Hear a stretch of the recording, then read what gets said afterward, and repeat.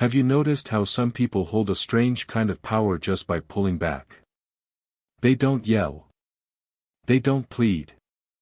They just step away. And suddenly, the whole mood shifts. Others start wondering, chasing, feeling uneasy.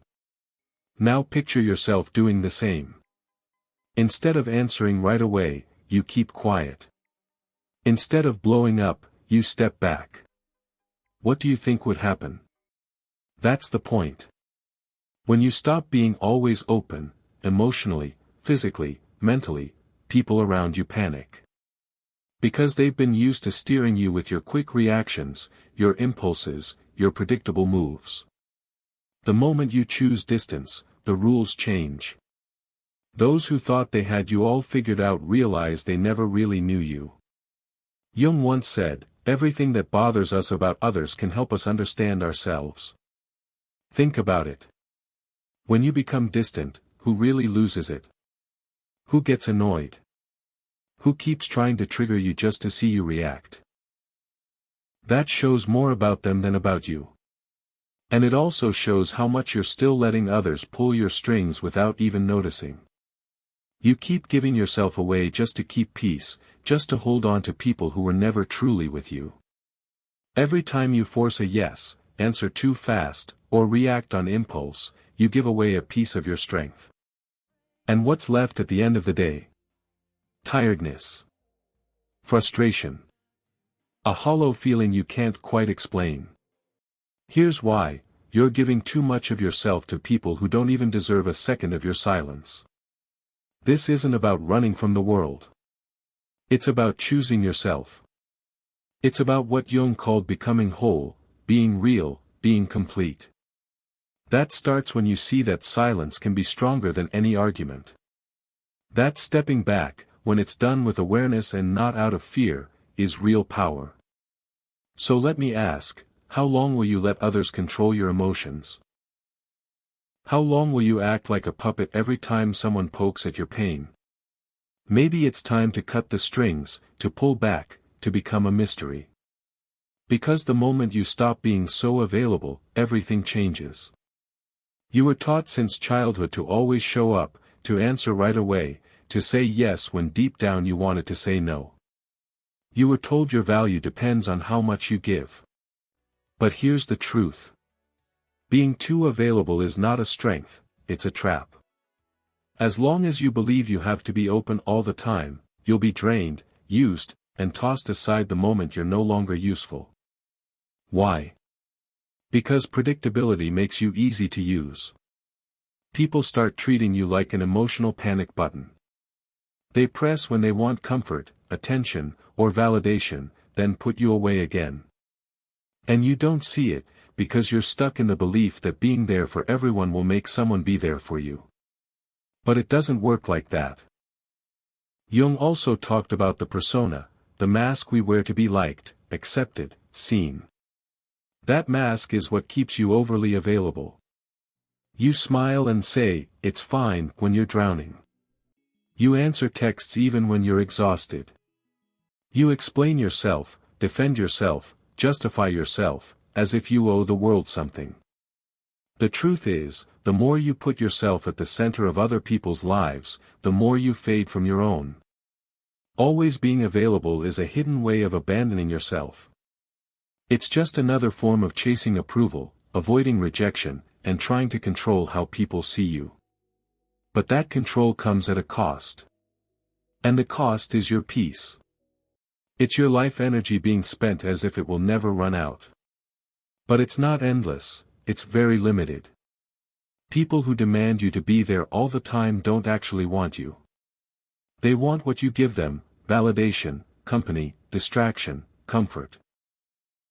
But when you change, when you draw a line, when you stop reacting, those same people get angry, call you strange, accuse you. It's not that you became different. It's that you stopped being useful to them. And here's the harshest truth: the more available you are, the less people value you. Because what is too easy to get becomes disposable. Nobody respects what doesn't have to be earned. Nobody values what is always within reach. So ask yourself, who really deserves your time? Who deserves your attention, your presence, your ear? Or maybe even more important, who deserves your absence? But before you answer that, we need to look at one thing. Why do we react so much? Why do we give in so quickly? Why do we feel this automatic need to explain, defend, or please? Jung called it psychic energy. That's what we'll focus on next. Because your energy is all you truly have. And if you don't protect it, someone else will use it against you. Jung didn't see the mind as a machine that just reacts without cost. For him, the psyche is an energy system. Every thought, every feeling, every action spends a bit of that energy. The real question is, do you choose where your energy goes, or do you let the world choose for you? Each time you react without thinking, you waste it.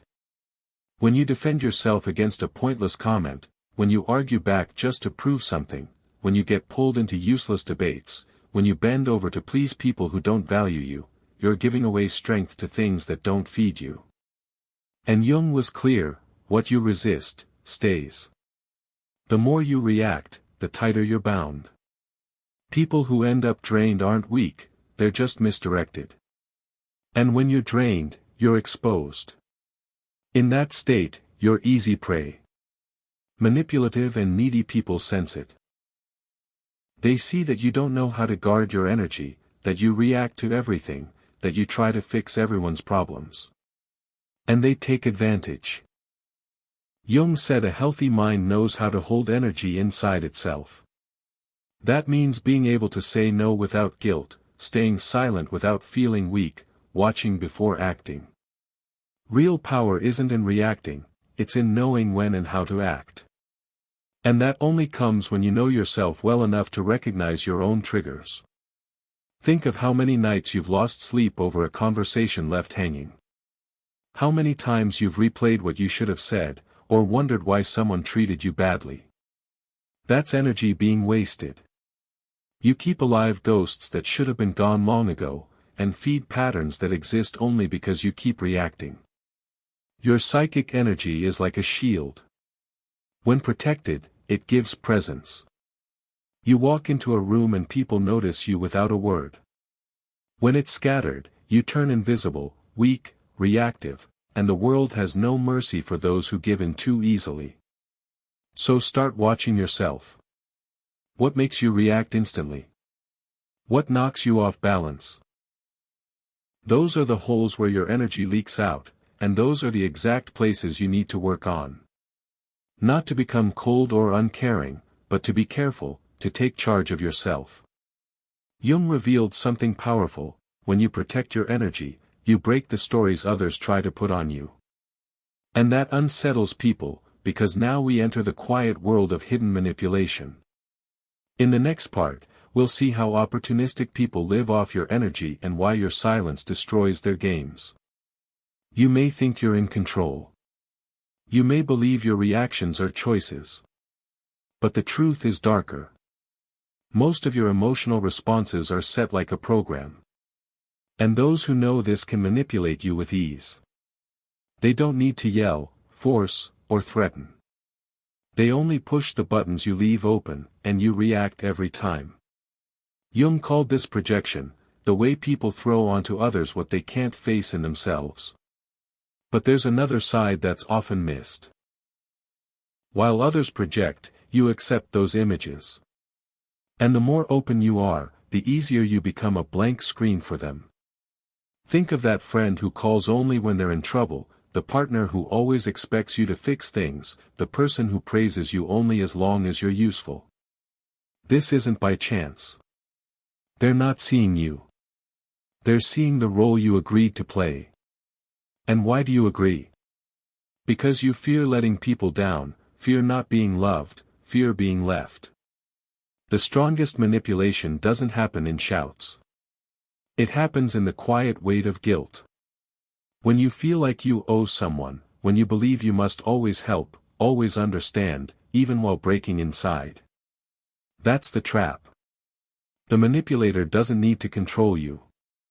They only need you to keep reacting as always. But when you stop reacting, the game ends. When you say no, when you stay silent, when you walk away instead of explaining, their projections collapse. The mask they put on you falls. And this unsettles them, because suddenly they don't know who you are anymore. Even worse, they are forced to face themselves. And not everyone is ready for that. Your silence is threatening, because it makes others meet their own emptiness. The quiet you offer shows them the noise inside that they avoid. That's why they attack, criticize, and create drama. Not because you're wrong, but because you stopped being their mirror. Jung said, "We do not become enlightened by imagining figures of light, but by making the darkness conscious." When you withdraw, when you no longer fuel the cycle, the shadow of the other person rises. And this is unbearable for those who used you as an escape. But the question is, are you ready to face being misunderstood, rejected, or even attacked for protecting yourself? Are you ready to sit with the silence after the break? Because inside that silence, a new strength is born. That's what we'll see now. In the next part, you'll understand why silence can be the sharpest weapon of the mind and how it changes the balance between you and the world. Our world is loud. Everyone wants to be noticed, to reply quickly, to win useless arguments and prove a point, even if it costs their peace. But there's a power few know, the power of silence. Not silence of fear or weakness, but silence that is clear, sharp, and chosen. A silence that is not absence but strong presence. Jung saw silence not as emptiness, but as a space for transformation. When you stop reacting, you start noticing. And when you notice, you see the patterns you once missed, repeated emotions, manipulations, cycles of self-damage. Silence clears your vision. And clear vision is dangerous for those who try to control you. Have you seen how some people panic when you don't reply? When you don't explain? When you just step back? It's not because they miss you. It's because your silence takes away their story. While you talk, you're still playing. But when you go silent, you change the rules. And that shakes anyone who feeds on your reactions. Real silence isn't the lack of sound. It's control over your own energy. It's refusing to get dragged into other people's storms. It's choosing not to fight battles that aren't worth it. Jung said becoming yourself, what he called individuation, requires this distance, because only in silence can you truly hear yourself. But silence has a cost. It will push away people who only valued the part you played. It will make you unreadable to those who only saw their own reflection in you. It may make you seem cold, distant, arrogant. But these are just reactions from people who never wanted to face your depth, only your usefulness. Here's the hard truth. The more you grow, the more careful you become with words. Because you know each one spends energy, and not everyone deserves your truth.